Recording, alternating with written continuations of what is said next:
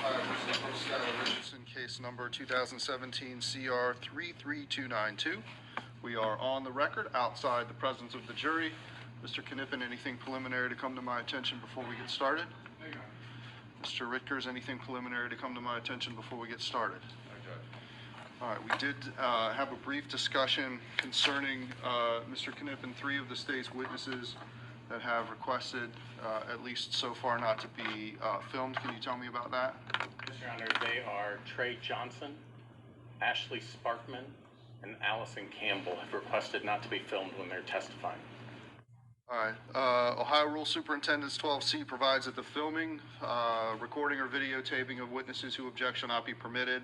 I find that this request is reasonable under the circumstances, so I'm going to order that these witnesses not be filmed from their face. I will permit photos of their feet or their lower body as they come in the courtroom. I think this is a reasonable accommodation under the circumstances. Prospectively, this order will not apply to the defendant. So if Ms. Richardson elects to testify in this case and indicates that she does not want to be filmed, I'm going to have a separate hearing outside the presence of the jury to determine that issue. Anything else before we get started? No, Your Honor. Are we ready for our jury? Yes. All right, Mr. Mullins, go get our jury.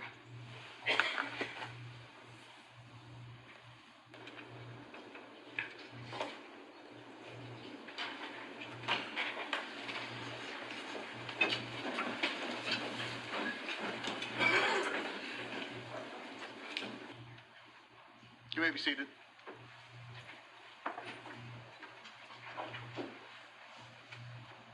Good morning, ladies and gentlemen of the jury. Was everybody able to follow my instructions and admonitions last night and into this morning? Yes, sir.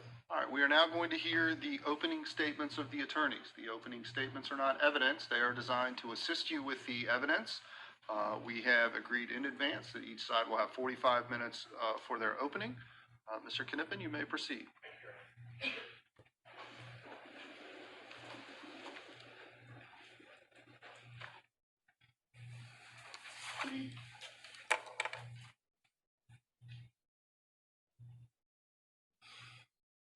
I'm literally speechless with how happy I am. My belly is back, OMG, and I'm never, ever, ever, ever letting it get like this again. You're about to see me looking freaking better than before, OMG. Those are the words that Brooke Richardson texted to her mother just hours after she murdered her infant daughter in the middle of the night and buried her lifeless body in the dirt behind their home. Ladies and gentlemen, we are here today because the defendant, Brooke Richardson, murdered a baby that she didn't want and never intended to keep. Upon finding out that she was pregnant by a boy that she wanted nothing to do with, Brooke Richardson burst into tears that she cannot have this reaction. Her doctor told her that if she had any thoughts of harming herself or the child, she needed to let him know that right away. But Brooke never followed up with her doctor. In fact, she never scheduled any of the follow-up appointments that her doctor requested, and she didn't return any of the calls from the Hilltop staff or even the doctor himself when they tried to get her back in for another appointment. She never told anyone that she was pregnant, and she never followed up with any type of prenatal care. But what we know that she did do, by her own admission, is that she researched ways on the internet of, quote, how to get rid of a baby. And then in the early morning hours of May 7th, 2017, Brooke Richardson gave birth at her family home, and she told no one. She didn't call 911, she didn't go to the hospital, and she didn't even wake up her mom and dad, who were just downstairs asleep in their room. Instead, shortly after birth, Brooke killed her infant daughter so that no one would ever know that she was pregnant or that she had a child. After murdering her daughter, she disposed of any evidence of her daughter's existence and buried her daughter's body in the ground behind their home. Just hours after discarding that baby's lifeless body in the dirt, she texted her mother, "I'm literally speechless with how happy I am." Shortly after that text message, she followed it up with another text message to her mother. "I am literally so excited now just for dinner to wear something cute. Yay! My belly is back. Now I am taking this opportunity to make it amazing." And while Brooke was taking this opportunity, as she described it, to make her body look amazing, her daughter's body was decomposing in the ground behind their home. Ladies and gentlemen, Brooke Richardson grew up in a small, tight-knit community of Carlisle at 104 Eagle Ridge Drive, where she lived with her mother and father, Kim and Scott Richardson, and her brother Jackson. Brooke was a popular senior at Carlisle High School, and she had plans to attend the University of Cincinnati in the fall of 2017. To outside observers, Brooke Richardson had the perfect life. But back in August of 2016, Brooke was briefly involved with a boy by the name of Trey Johnson, who was from West Carrollton. During the month of August of 2016, Brooke and Trey had sex on 2 different occasions. One of those times, they did not use any protection. Towards the end of August 2016, Brooke broke it off with Trey and told him that she wanted to focus on her cheerleading. And she then blocked him on all of the social media accounts and never talked to Trey again. In January of 2017, Brooke started dating a boy by the name of Brandon Saylor, who also went to Carlisle High School and who was a year younger than Brooke. Before long, they were texting about how much they loved each other and how they were going to spend the rest of their lives together. In April of 2017, Brooke had her mother make an appointment for her with Hilltop OBGYN for the purpose of obtaining birth control pills. But for Brooke, this appointment was a little bit more than just obtaining birth control pills. The evidence will show that at the time Brooke had her mother schedule this appointment, she already suspected that she was pregnant, and she was looking for verification. And on April 26, 2017, nearly 8 months after she broke it off with Trey Johnson, Brooke's worst fears were confirmed when Dr. Andrews told her that she was in fact pregnant. Dr. Andrew estimated that Brooke was already in her 3rd trimester and told her that she would be delivering a baby within a matter of weeks.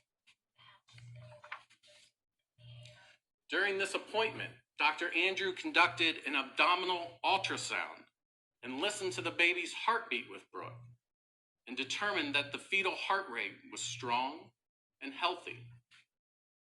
When Dr. Andrews spoke with Brooke about her pregnancy, she kept repeating that she cannot have this baby, and she was adamant that she could tell no one that she was pregnant.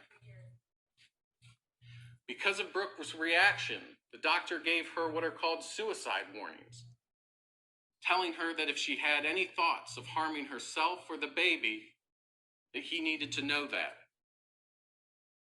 Dr. Andrew requested that Brooke schedule an ultrasound the very next day and that she schedule a follow-up appointment within a week so that she could get started on prenatal care. Brooke left that afternoon from the doctor's office with specific instructions to schedule a follow-up appointment. Brooke, however, never scheduled that follow-up appointment. When Brooke failed to schedule the follow-up appointment, staff from Hilltop OBGYN began trying to reach out to her to get her back in. Dr. Andrew himself called her, trying to get her back in. But Brooke didn't return any of those calls. Not only did Brooke not speak with anyone from Hilltop, she never told anyone that she was pregnant, including the baby's father, Trey Johnson.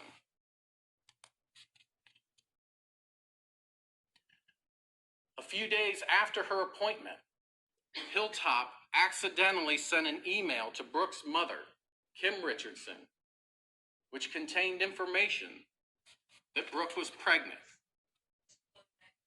During the course of this trial, you will see evidence regarding the dysfunctional relationship between Brooke and her mother, Kim Richardson.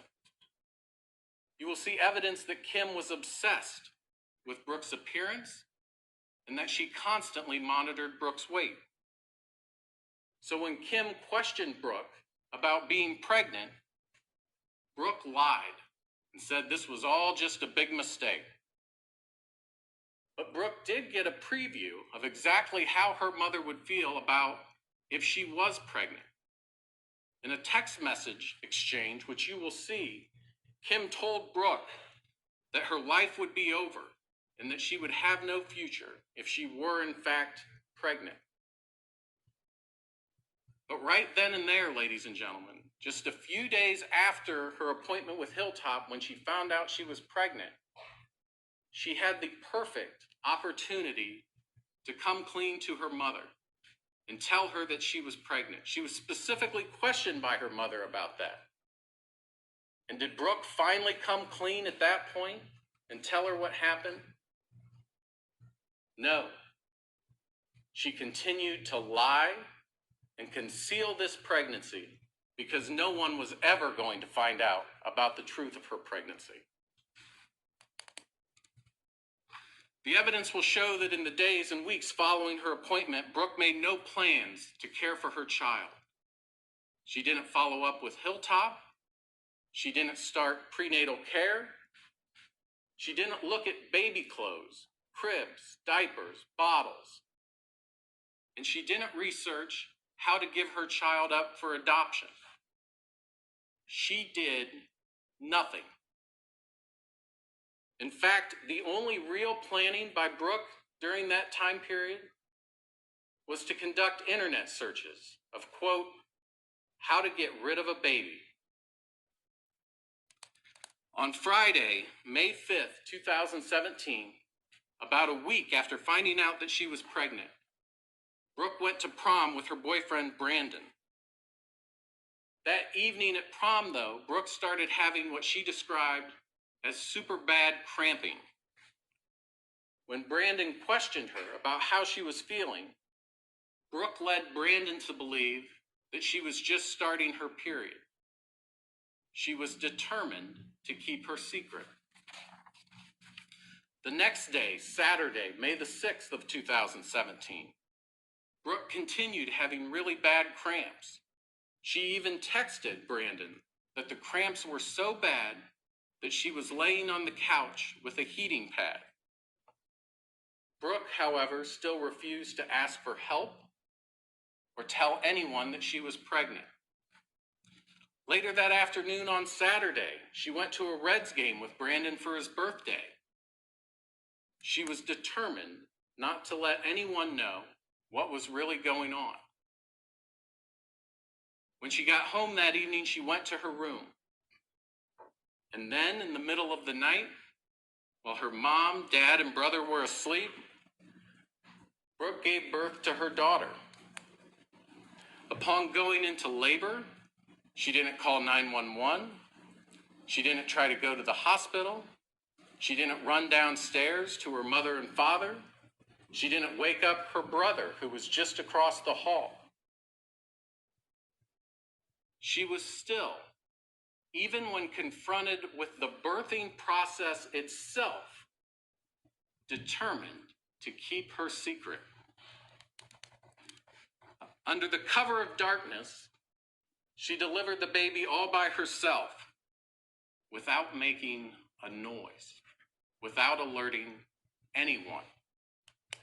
And finally, when the moment of truth was upon her, she took her newborn's life and disposed of that body in the yard behind their home.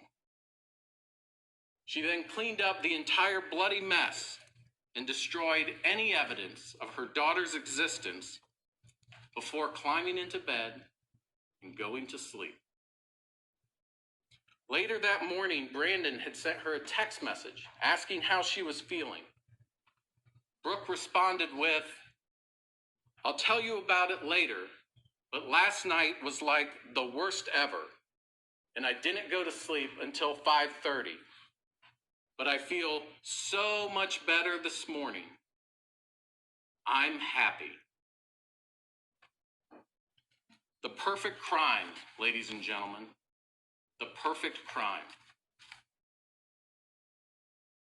And what did Brooke do just hours after killing her infant daughter and burying her in the backyard? She went to the gym. That afternoon, Brooke went to the gym and started working out to continue concealing any evidence that she was ever pregnant or that she had a child.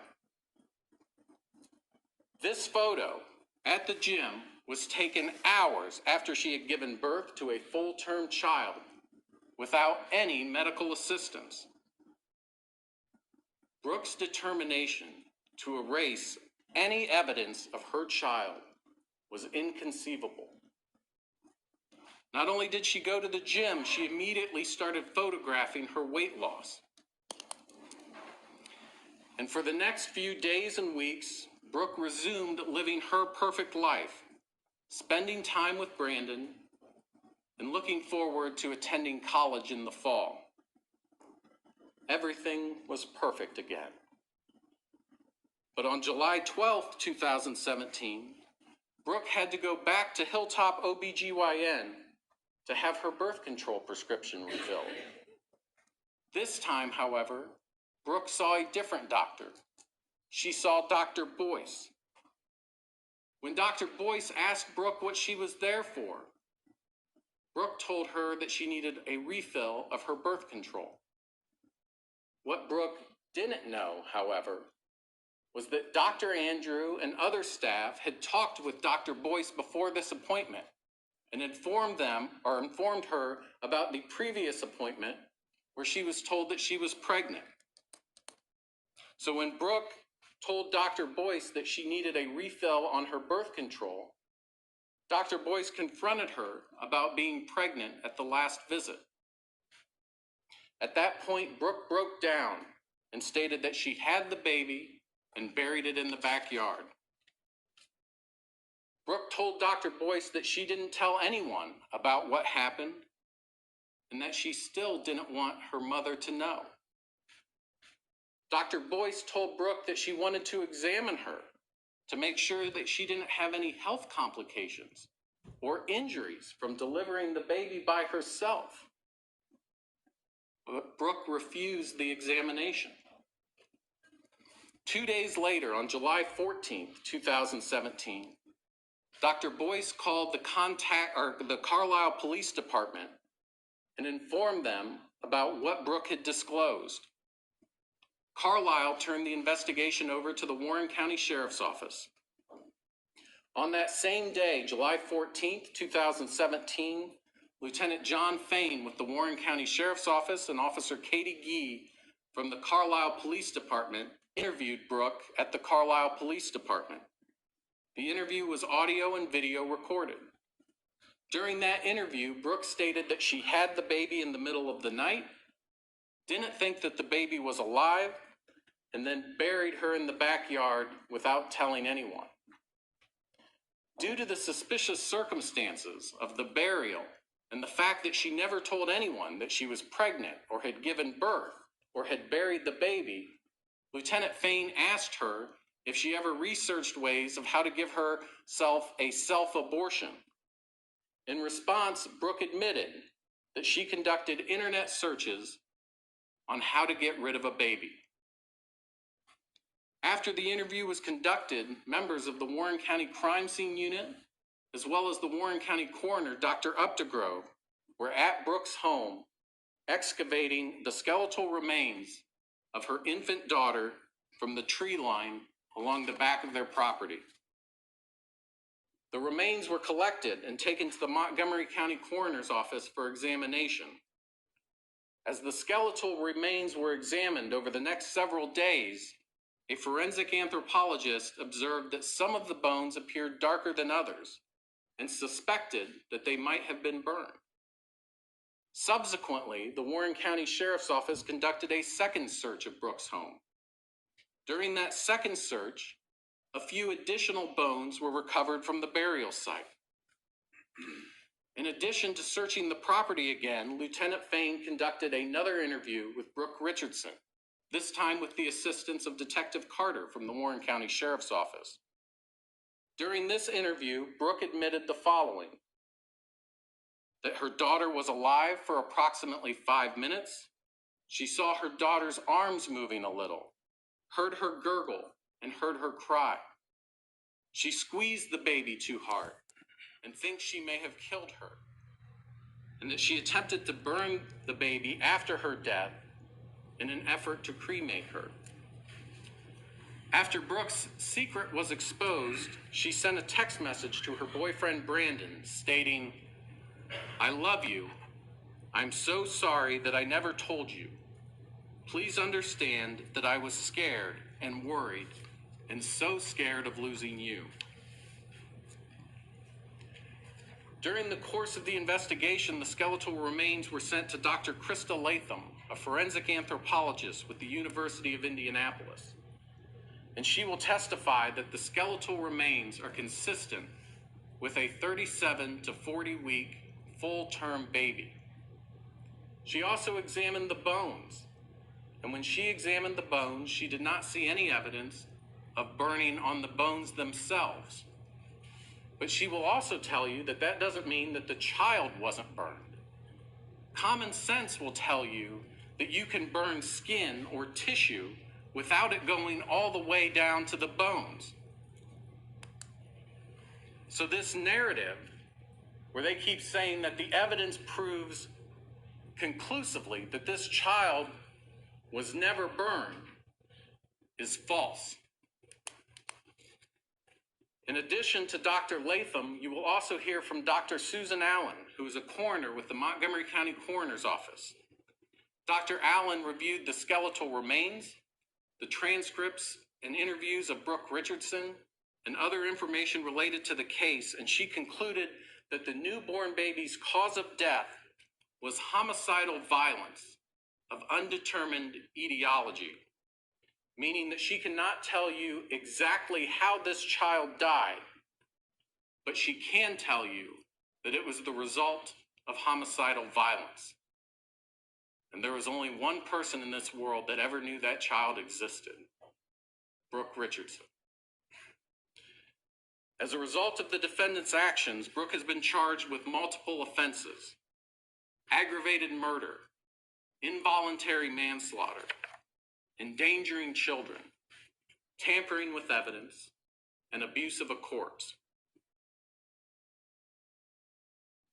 Ladies and gentlemen, as I told you at the beginning of this opening statement, Brooke Richardson killed a baby that she didn't want and never intended to keep. She didn't plan for her pregnancy, and she didn't prepare for her daughter's birth. Her actions and her statements demonstrate that she had no intention of having this baby. Rather, the decision on the life of Brooke's daughter was made before that child was even born. She was never going to see the light of day, no matter what. And when the time came in the middle of the night and she could conceal her daughter no longer, she took her newborn's life, buried it in the backyard, and destroyed any evidence of the existence of her daughter. In just hours After putting her daughter in the ground, she documented her feelings about exactly what was going through her head at that time. I'm literally speechless with how happy I am.